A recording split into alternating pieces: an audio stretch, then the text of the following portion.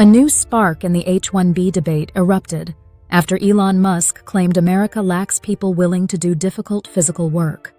He said there is a major shortage of workers ready to train for demanding jobs. His comments followed Ford CEO Jim Farley revealing that the company cannot fill 5,000 mechanic roles that pay $120,000 a year. Industry leaders say the deeper issue is a skills gap created by outdated training programs in schools and community colleges. The U.S. now has about 400,000 manufacturing vacancies, even with unemployment at 4.3%. The debate intensified as President Donald Trump defended the H1B program on Fox News. He said the United States does not have enough skilled workers for roles in technology and defense, and that complex jobs cannot be filled by someone taken from an unemployment line.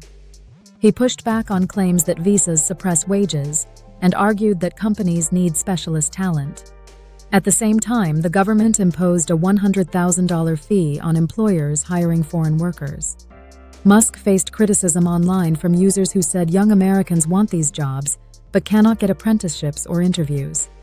Others accused corporations of repeating the same narrative used to justify replacing white-collar workers. The Labor Department has also accused businesses of abusing the H1B system and says the program often replaces American youth.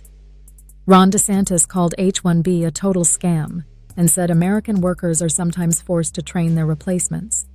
These clashes show why the visa debate keeps growing.